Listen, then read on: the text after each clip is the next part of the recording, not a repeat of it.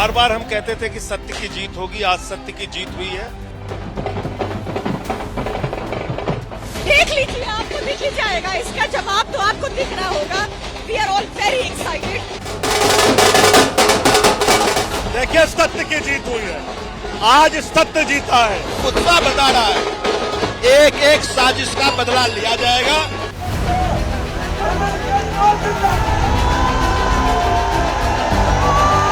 Arvind Kejriwal jail भी न्यायालय के निर्णय से गए थे और बाहर जब भी आएंगे तो न्यायालय के निर्णय से आएंगे।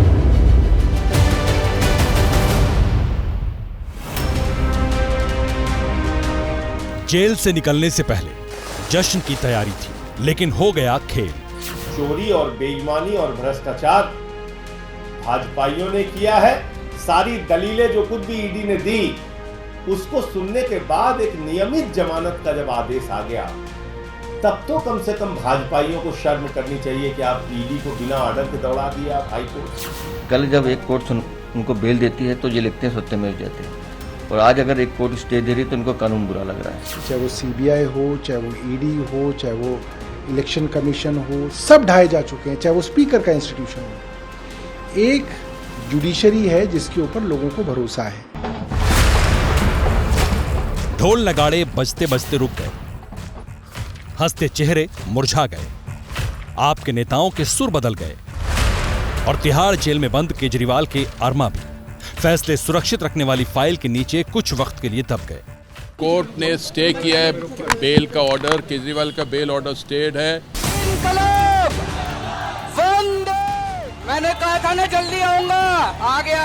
अरविंद केजरीवाल इसी अंदाज में, ऐसे ही तेवर और कार्यकर्ताओं के बीच से इसी जोश के साथ जेल से बाहर आने की तैयारी में थे, लेकिन दिल्ली हाई कोर्ट में ईडी ने उम्मीदों पर पानी फेर दिया। मेन ग्राउंड जो है कि order is परवर्स, relevant material is not considered, irrelevant material is considered, that's the main ground. This is the crux of the matter. आम आदमी पार्टी इसे साजिश बता रही है। आपके राज्यसभा सांसद संजय सिंह ने ईडी के अप्रोच पर सवाल उठाया है और इसी बहाने बीजेपी को भी कटघरे में खड़ा किया है। तो बीजेपी कह रही है कि कोर्ट ने जेल भेजा है तो आगे का फैसला वही करेगी। पूरी की पूरी भारतीय जनता पार्टी को खामोश होकर अरविंद केजरीवाल और आम आदमी पार्टी से माफी मांगनी चाहिए। और चोरी और बेईमानी और भ्रष्टाचार भाजपाइयों ने किया है। भ्रष्टाचारी के साथ जो होना चाहिए वो हो रहा है। ये तो बेल को भी मानते हैं कि हमारी आरोप से ही बरी हो गए हम। अगर उन्होंने स्टे लगाया, इसका मतलब कि कहीं न कहीं निचली अदालत के फैसले में कमी रह गई होगी। केंद्र की मोदी सरकार से दिल्ली के मुख्यमंत्री अरविंद केजरीवाल की लड़ाई की कहानी भले ही पुरानी है, लेकिन ईडी की कार्रवाई से वक्त वक्त पर जख्म हरे हो जाते हैं। इस बार ईडी ने बड़ा झटका दिया है, जिसकी उम्मीद शायद केजरीवाल और उनकी टीम को नहीं थी। देश में तानाशाही इतनी हद पार कर रही है कि ईडी किसी को लिबर्टी भी नहीं देने के, मुख्यमंत्री के अगेंस्ट वो स्टे के लिए चली जाती है। जो ट्रायल कोर्ट ने बेल का ऑर्डर दिया 24 पन्नों का, वो बहुत ही जो है कहा जा सकता है कि ईडी के पूरे केस को वो ध्वस्त करता है। पीएमएलए के मामले में बेल का मतलब ये है कि कोर्ट इस बात को देख के आश्वस्त हो गया कि अरविंद केजरीवाल ने कोई दोषपूर्ण काम नहीं किया, वो दोषी नहीं है। दूसरा कोर्ट ने कहा कि जो 100 करोड़ रुपए की बात हो रही है कि 40 करोड़ रुपए गोवा में खर्च हुए, उसका कोई सबूत ईडी नहीं दिखा पाई है। पानी संकट के मुद्दे पर घिरी आम आदमी पार्टी की सरकार कई दिनों से किसी राहत की राह देख रही थी। दिल्ली के कई इलाकों से आई पानी की किल्लत की तस्वीरें केजरीवाल मॉडल पर सवाल उठा रही थी। बीजेपी ने इस मुद्दे पर केजरीवाल सरकार को घेर लिया था। इसी बीच 20 जून शाम 7:30 बजे राउज एवेन्यू कोर्ट ने अरविंद केजरीवाल को जमानत दे दी। जो उनका जमानत देने का मुख्य पक्ष था कि उन्होंने ऐसा होल्ड किया कि कोई डायरेक्ट एविडेंस नहीं है अरविंद केजरीवाल के खिलाफ। दूसरी तरफ जो सॉलिसिटर जनरल एसबी राजू जो अपीयर हो रहे थे, उनका जो मेन ग्रीवांसेस था, जो सेक्शन 45 पीएमएल एक्ट में होता है, कि वो उनको पूरी तरह से सुना नहीं गया। सारे जो साक्ष्य हैं, सारे जो एविडेंस हैं जो इन्वेस्टिगेशन के दौरान कलेक्ट हुए हैं, जो मटेरियल रिकवरी से रिलेटेड है, उन सारी बातों को जज साहब ने ध्यान से नहीं देखा और उनको पूरी अपॉर्चुनिटी नहीं मिली। केजरीवाल को बेल मिलते ही पानी के मुद्दे पर घिरी दिल्ली की सरकार में जान आ गई। एक ओर केजरीवाल के जेल से निकलने के बाद जश्न की तैयारियां शुरू हो गईं, तो दूसरी ओर दिल्ली की जल मंत्री आतिशी अनशन के एजेंडे पर काम करने लगी। लेकिन 21 जून को खेल बदल गया। जेल से निकलने के बाद जश्न की तैयारी का प्लान फेल हो गया। राउज एवेन्यू कोर्ट से मिली बेल के खिलाफ ईडी हाईकोर्ट चली गई। केजरीवाल के वकील हाईकोर्ट में ईडी के रवैये पर सवाल उठाते रहे। एडवोकेट विक्रम चौधरी ने कोर्ट में कहा, ऐसी क्या जल्दी थी कि ईडी वेकेशन के दौरान भी जमानत पर रोक लगवाने हाईकोर्ट चली आई।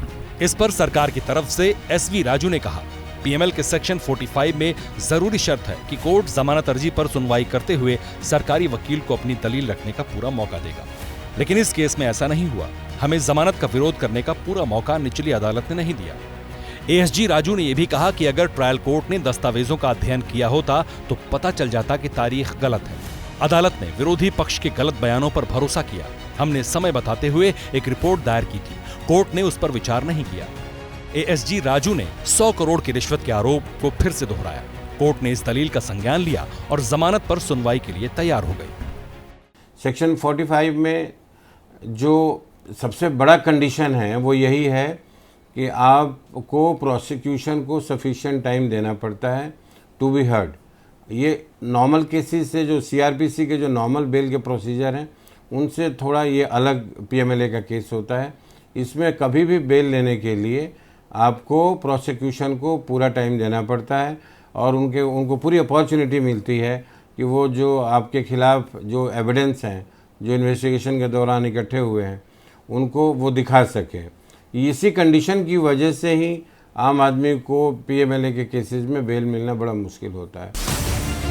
21 जून लंच के बाद दोपहर 2:15 पर फिर से सुनवाई शुरू हुई। एएसजी राजू ने अपनी बात शुरू की। उन्होंने कहा कि निचली कोर्ट के आदेश में कहा गया है ईडी प्रत्यक्ष सबूत देने में विफल रहा।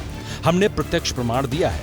मंगुटा रेड्डी का बयान है, आप मेरे खिलाफ फैसला दें लेकिन आदेश में गलत तथ्य को ना शामिल करें। हमारे पास शराब नीति मामले में उस आदमी का बयान है जिसने कहा है कि हमने 100 करोड़ रुपए दिए हैं, लेकिन कोर्ट ये कह रही है ये प्रोसीड ऑफ क्राइम नहीं है। इस पर अभिषेक मनु सिंघवी ने कहा, ईडी पूरी तरह से पक्षपातपूर्ण है। हर तर्क में पूरी तरह पक्षपात दिखता है। निचली अदालत में यह मामला 5 घंटे तक चला।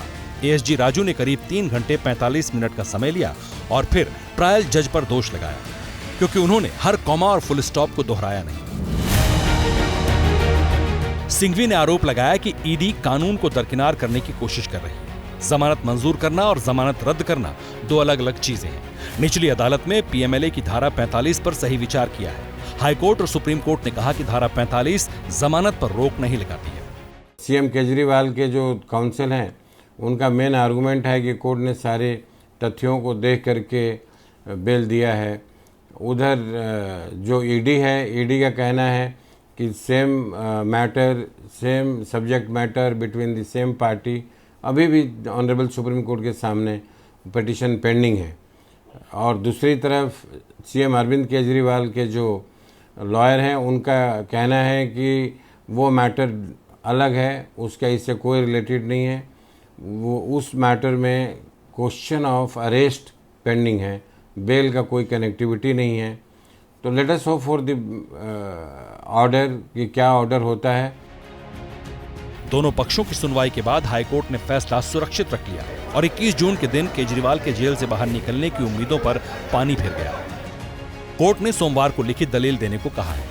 इसका मतलब साफ है, हाईकोर्ट का फैसला मंगलवार या बुधवार को आ सकता है और तब तक केजरीवाल को तिहाड़ जेल में ही रहना होगा। जहां तक केजरीवाल की मुसीबतों का सवाल था, वो मुसीबतों में तो हैं ही अभी, तो बढ़ना घटना तो कुछ नहीं कह सकते। ऐसा तो है नहीं कि नई एकदम से मुसीबत आई है। ये जरूर मुसीबत आ गई है कि जहां उनको सेशन कोर्ट से स्पेशल वेकेशन पे जहां जमानत मिल गई थी, अब वो हाई कोर्ट ने रोक दी है।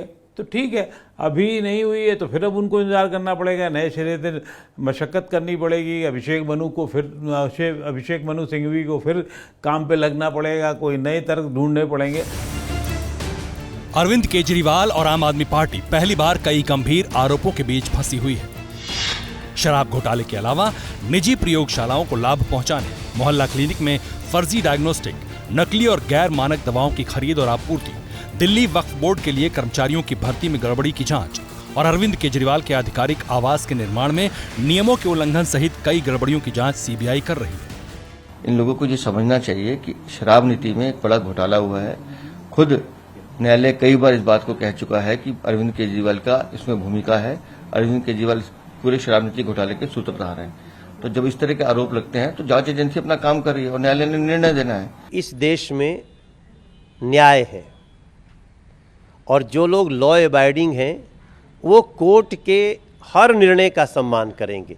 आम आदमी पार्टी को भी करना चाहिए। हमें कोर्ट पे भरोसा है, उन लोगों को भी कोर्ट पे भरोसा होना चाहिए और जांच एजेंसियां जो कर रही हैं उनके पास जो भी पुख्ता सबूत है, उसके खिलाफ अगर बेगुनाही का सबूत है तो उनको देना चाहिए।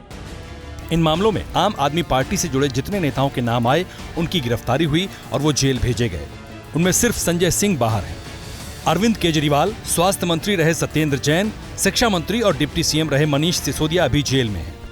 संजय सिंह उस बाधा से पार आ गए हैं, मनीष अभी बाधा में पार नहीं आए हैं। मनीष के पास सीधे विभाग होने के कारण ये ऐसी दिक्कतें हैं जो मनीष जिसमें सीधे फंसते हुए नज़र आते हैं। अगर आप तर्कों पे जाएंगे तो बड़ी बातें होंगी। एक तर्क ये है कि सेशन जज जो है वेकेशन का, वो जमानत या आपको जमानत नहीं दे सकता, जबकि मामला चार्जशीट जो है किसी और कोर्ट में चल रही हो। ये तर्क, दोनों ही तर्क जो होते हैं मनीष पे भी साबित होते हैं। इसी तरीके से जो सेक्शन 10 CPC होता है उसमें भी पावर जो है वो अर्जेंट मैटर की नहीं होती है, तो ये जो स्पेशल जज हैं वो नहीं कर सकते।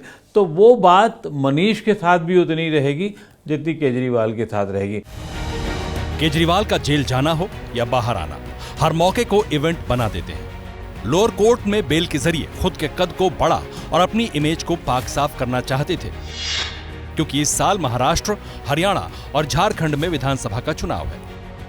आम आदमी पार्टी के लिए महाराष्ट्र और झारखंड उतना महत्वपूर्ण नहीं है जितना हरियाणा है।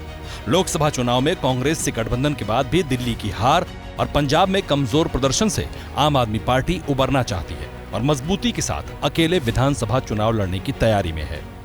ऐसे में आगे की रणनीति अब केजरीवाल जी के लिए इसलिए आसान नहीं होगी क्योंकि वो जहां बढ़ रहे हैं वहां वो कांग्रेस को कहना चाहिए कि खत्म करते हुए आगे बढ़ रहे हैं। तो उनके लिए अब आगे की रणनीति तय करने से पहले ये तय करना पड़ेगा कि भविष्य में वो कांग्रेस के साथ चलेंगे या कांग्रेस से दूरी बना के चलेंगे। हरियाणा विधानसभा के चुनाव में आम आदमी पार्टी अगर अकेले चुनाव लड़ती है तो का नुकसान कांग्रेस का ही होगा।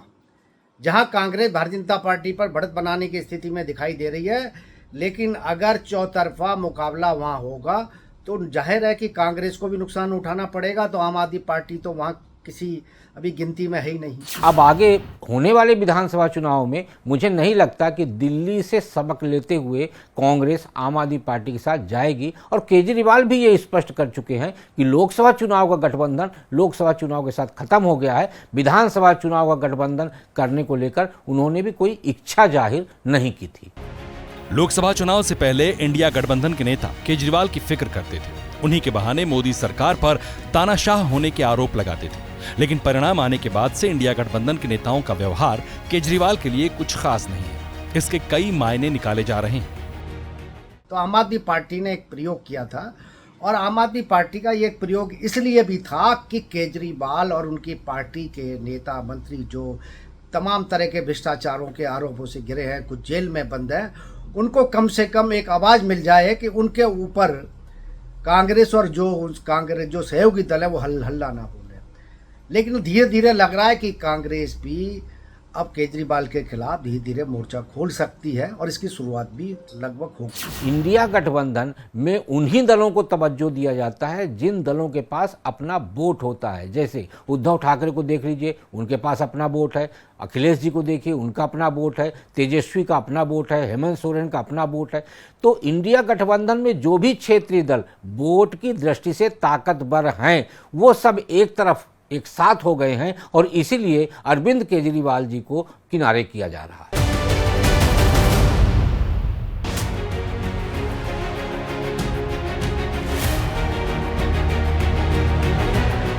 सड़क से सत्ता तक पहुंचने का अरविंद केजरीवाल का वो सफर बहुत दिलचस्प रहा। आम आदमी पार्टी बनाने के पहले अरविंद केजरीवाल जब खुद एक आम आदमी थे, तब भी उनका अंदाज और तेवर वही था जो आज है। वंदे वंदे, मैं तन मन धन से लड़ रहा हूँ, संघर्ष कर रहा हूँ तानाशाही के खिलाफ। भ्रष्टाचार के खिलाफ लड़ाई को ही केजरीवाल ने अपनी राजनीति का हथियार बनाया। बिजली के कनेक्शन जोड़ते केजरीवाल की ये तस्वीरें साल 2012 की है। वोट करें और फिर से ऐसी एक सरकार इस देश। उस वक्त दिल्ली में कांग्रेस की सरकार थी। शीला दीक्षित मुख्यमंत्री थी। लोग बिजली के बढ़े हुए बिल से त्रस्त थे। बिल न जमा करने पर उनकी बिजली काट दी जाती थी। तब केजरीवाल ने कनेक्शन जोड़ो अभियान शुरू किया। जहां भी किसी की बिजली काटी जाती थी, केजरीवाल वहां पहुंचकर खुद ही कनेक्शन जोड़ दिया करते थे। ये काम भले ही गैर कानूनी था, लेकिन केजरीवाल को इसका काफी फायदा मिला। यही वजह थी कि 2013 में अपने पहले ही चुनाव में अरविंद केजरीवाल ने सबको चौंका दिया। आम आदमी पार्टी को 70 में से 28 सीटों पर जीत मिली। केजरीवाल अचानक से राजनीति के नए पोस्टर बॉय बन गए।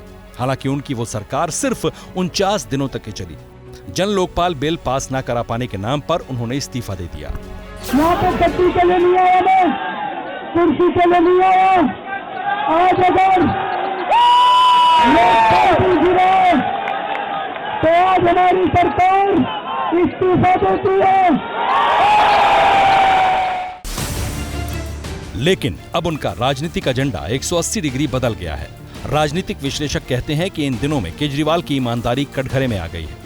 भ्रष्टाचार के खिलाफ लड़ने वाले केजरीवाल करप्शन के ही आरोप में जेल में हैं, लेकिन पद से इस्तीफा नहीं दे रहे। पहले कहते थे अगर उनका कोई भी नेता करप्ट होगा तो उसे जेल भेज दिया जाएगा, पद से हटा दिया जाएगा, चाहे वो खुद केजरीवाल ही क्यों ना हो। ये जितनी भी पार्टियां हैं, सभी पार्टियां भ्रष्टाचार में डूबी हुई हैं और ये सभी पार्टियों ने मिलकर देश को धोखा दिया है। मैं भ्रष्टाचार करेगा, मेरा बेटा भी अगर कल भ्रष्टाचार करेगा वो जेल जाएगा। ये तब की बात है, लेकिन अब केजरीवाल जेल से ही सरकार चलाते हैं और जांच एजेंसियों पर सवाल भी उठाते हैं। अगर बेल मिल जाती है तो फिर ट्रायल पेंडिंग जो पड़ा रहेगा तो उसकी वो अपना सामना करेंगे, उसको उसमें पेश होंगे, उसमें अपनी पैरवाई करेंगे। अगर बेल नहीं मिलती है तो ऑनरेबल सुप्रीम कोर्ट में जाएंगे वो, तो इसमें कोई तो लंबी चौड़ी बात नहीं है। और बाकी उनके जो काबिल लॉयर्स हैं वो स्ट्रेटजी तैयार करेंगे, उन्होंने क्या करना है क्या नहीं करना है। इसमें केजरीवाल जी के बारे में ज़्यादा तो मंथन करने की अब ज़रूरत नहीं है, क्योंकि कई दिन नीचे भी चला है केस और फिर अब हाई कोर्ट में आपने देखा है। अब ऑनरेबल हाई कोर्ट जज ने उसको रिजर्व किया ऑर्डर को, देखते हैं क्या ऑर्डर आता है। अभी उनकी पार्टी उनके एब्सेंस में जो लगता था टूट जाएगी, वो अभी मिल के लड़ रही है। आतिशी सड़कों पर बैठी है, अभी उपवास भी रख रखा है उन्होंने। सारी पार्टी जुड़ी हुई दिखाई देती है। मेरे को लगता है, उनको भी लगता है कि 2025 का जो चुनाव होने वाला है उसके अंदर बहुत बड़ा चैलेंज होगा कि भारतीय जनता पार्टी भी सड़कों पर उतर चुकी है और कांग्रेस भी अब आपका विरोध कर रही है। आपका गठबंधन जो कांग्रेस पार्टी के साथ हुआ था वो दिल्ली में हुआ था, परंतु मेरे को लगता है असेंबली के अंदर उन्होंने अनाउंस कर दिया कि हम आपस में मिलकर नहीं लड़ेंगे। और आप कांग्रेस और बीजेपी एक तीसरे के खिलाफ लड़ते हैं तो उसका नुकसान आपको होने का ज़्यादा संभावना है, क्योंकि कांग्रेस की पॉपुलैरिटी भी बढ़ती चली जा रही है, उधर बीजेपी की पॉपुलैरिटी बढ़ती चली जा रही है। और केजरीवाल के जेल में रहने से पार्टी की लीडरशिप पे नुकसान तो पहुंचा है, परंतु पार्टी की स्ट्रैटेजी यही होगी कि केजरीवाल आएँ और पार्टी को जोड़ करके रखें और अपनी समस्याओं को, देश की जो केंद्र की जितना हस्तक्षेप है उसको लेकर के रणनीति बनाएंगे कि अगर हमारी सरकार दिल्ली में काम नहीं कर पाई है, उसका एकमात्र कारण केंद्रीय सरकार है जिसने इन सरकार को, चुनी हुई सरकार को पंगु बना दिया है। तो उनका आक्रमण सीधा केंद्रीय सरकार पर होगा कि हम काम करने में सफल नहीं हुए क्योंकि हमारे अधिकार छीन लिए गए, हमारे नेता को बंद किया जाए। तो विक्टिम कार्ड प्ले करके केजरीवाल चुनाव में जाएंगे। राजनीतिज्ञ के तौर पर केजरीवाल भी महत्वाकांक्षी है, इसलिए भले ही बीच में कुछ समय के लिए वो प्रधानमंत्री मोदी पर सीधा अटैक करने से बचते रहे, लेकिन अब उनके तेवर आक्रामक हैं, खासतौर से अपने करीबी और दिल्ली के डिप्टी सीएम मनीष सिसोदिया और अपनी गिरफ्तारी के बाद से। केजरीवाल की पूरी कोशिश है कि वो खुद को मोदी के चैलेंजर के तौर पर प्रोजेक्ट कर पाएं, लेकिन उसके लिए ईडी की बाधा को पार करना होगा। ईडी के रुख को देखकर लगता है कि दिल्ली के सीएम अरविंद केजरीवाल को अभी बहुत संघर्ष करना पड़ेगा।